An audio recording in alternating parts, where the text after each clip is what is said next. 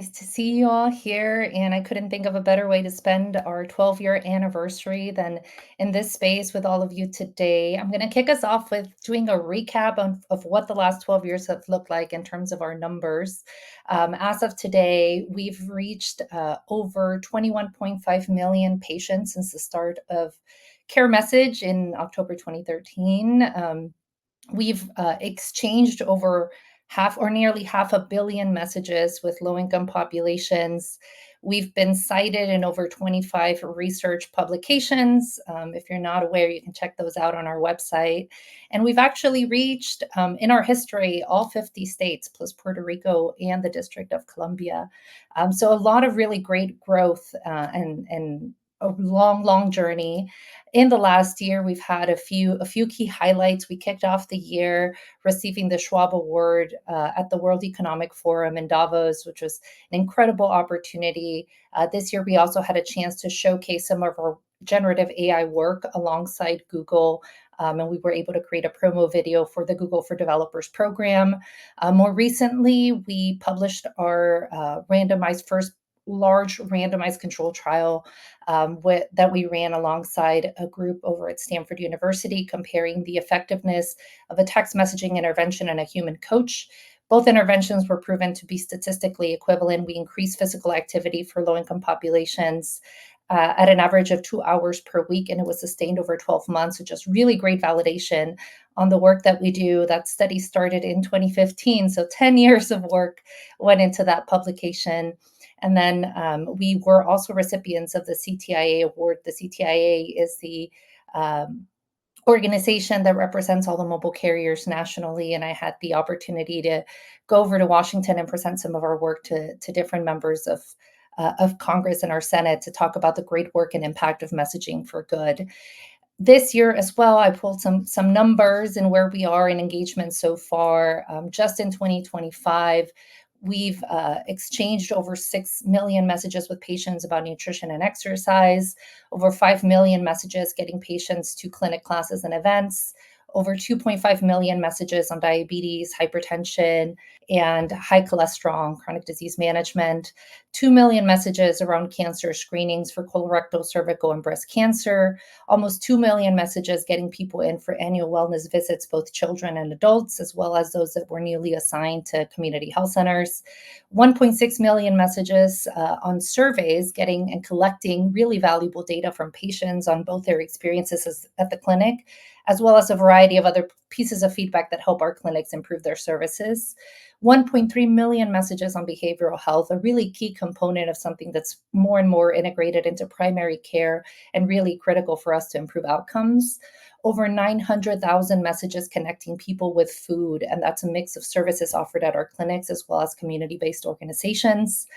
Almost 850,000 flu shot messages this year. It's a big use case for us, especially in the fall.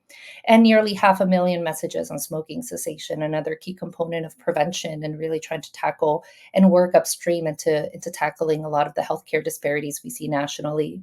We've had a lot of really great releases from our product team as well this year, including functionality to help with attributed patients that are assigned to community health centers, helping them establish care, better insights on the engagement that's happening within our outreach functionality, and better integrations to get data back into the EHR and extract data as well to drive messaging. I won't steal the thunder from our director of product. I highly recommend you attend our session later today to hear more about our product roadmap and some of the things that are exciting and coming. But to kick us off, I really want to get back to something we love at CareMessage to talk about, which is health equity.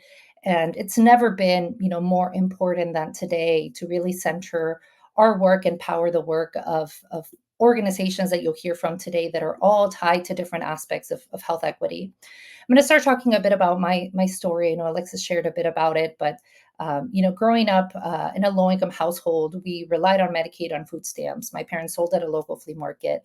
I have a lot of the lived experiences that patients at the health centers and free clinics that we work with have to this day. My parents actually received care at our local community health center and free clinic when I was growing up. In high school, by chance, I found my way into STEM. I opened up a newspaper, found this program that was available at our local community college. That was an early college program focused on engineering. And went through that program. I ended up getting my associate's degree in engineering 2 weeks before my high school graduation. And that was really critical for me. I think that was one of the reasons I got into Stanford, where I studied product design engineering. I was the first in my family to graduate from college. But one of the things that a lot of people, they hear the word, Stanford, and they hear about Stanford University. I never quite fit in. I'm coming at this experience as a first gen, low income student.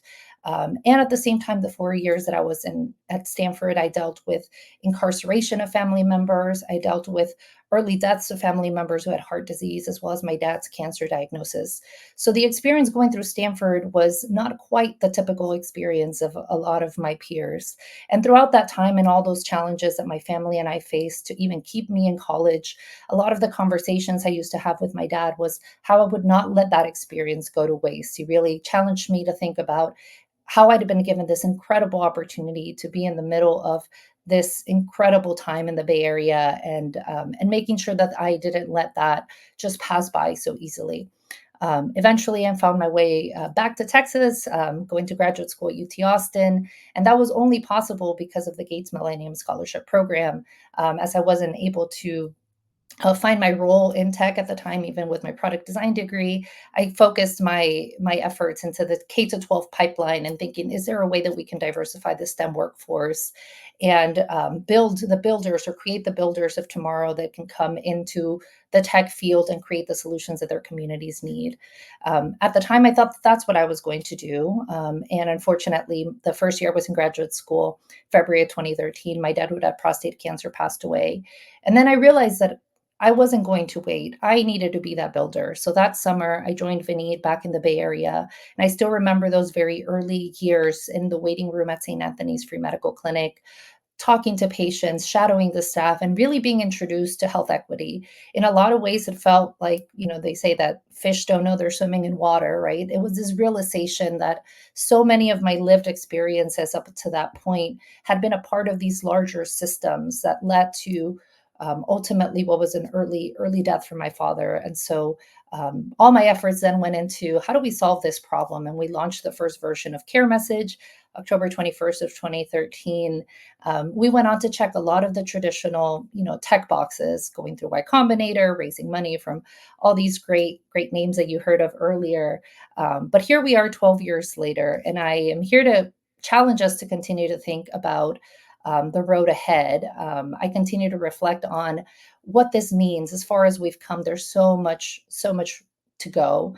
One key story I'll share from our journey, even though we could probably do a whole other session on the road to the journey CareMessage has gone through to get here. But in 2020, February of 2020, the organization almost died. We were burning through cash faster than we were driving revenue. And this was right before COVID. So as COVID is hitting, we're looking at our financials, we're looking at our team, and we're thinking, this is going not in the right direction. And we had a decision to make. And our decision at the time was to say, we're going to step up for what is right, not what is easy. And so we decided to make our product free at a time where we probably didn't have enough cash to cover our expenses, but it felt like that was the right thing to do for the times because communication was so critical during this global pandemic, getting information to people, getting them connected to resources, uh, shifting entire clinical workflows from in person care to telehealth. I mean, there were a lot of challenges our clinics were going through. And rather than leaning out, we leaned in and we said, let's make it free, let's make it available. Any safety net organization, go ahead and use it. And the outcome of that was incredible because by doing the right thing, we ended up finding product market fit. We ended up converting a lot of those organizations to paying customers and ultimately changing the entire trajectory of our organization. And now feels like a similar time in which a lot of organizations, especially when even using the term health equity, are facing these challenges of do I lean out or do I lean in? Do I keep on with the work? Do I change my words? Were a lot of the conversations that I was hearing earlier this year. And my call to action today is that it's not going to be easy, but it's going to be the right thing to do. We all need to be leaning into the work that's ahead. It's going to take all of us to improve the health of our nation. Life expectancy inequities are taking valuable years away from patients and their families. I often think of what would my family and my life had looked like had I had 5 more years with my own father. That's what we're putting back into people's lives when we center the work around health equity. It's what we're all doing today. We're creating opportunities that are going to change the trajectory of so many people's lives. And so more than ever is the time for us to really push forward, come together, create solutions, and create the world that we all hope to see. In closing, at times I've heard people sometimes refer to my own story as sort of the American dream, and in a lot of ways, I'd agree with it. But it really would have never been possible without so many individuals, so many people whose names I don't even know. From the person who funded that early STEM program I came into in high school, to the Gates Foundation and the support I received to make it to Stanford and through Stanford and on to graduate school, to many funders who have also given to CareMessage through donor advice funds or other organizations that maybe don't have a direct connection to us, but don't realize the ripple effects they're having into the world. My call for all of you today is that you join us in all this type of work, and hope that we're all going out together to create these opportunities for others. To me, that's really what the core of health equity is. It's us coming together to create a more fair world for all, for our communities, for everyone out there who needs an extra hand and that extra push that's really going to change their trajectory. We're probably not going to see the outcome of all of this work in our lifetimes, and it's hard work, long life work. But I hope that we all continue to do this work every day because we're slowly changing the tides. We can hope that we all put our piece, and we start to change the trajectory and direction in which things are going, and ultimately change outcomes for millions of people nationally who need it. So that's my call to action for you today. The time to build for health equity has never been more important. And I hope that you have a great day today attending our sessions, learning from this incredible group of people that we've brought together, who are all working on some of the toughest problems in healthcare and are coming at it because they have a personal connection to the problem, because they truly care. Regardless of the model they chose, you're going to see a mix of nonprofit, for profits. We find good work, good builders, good people everywhere. So we're trying to bring them together to help us create better solutions and a better world for everyone. Hope you enjoy the conference, and we'll see you out there.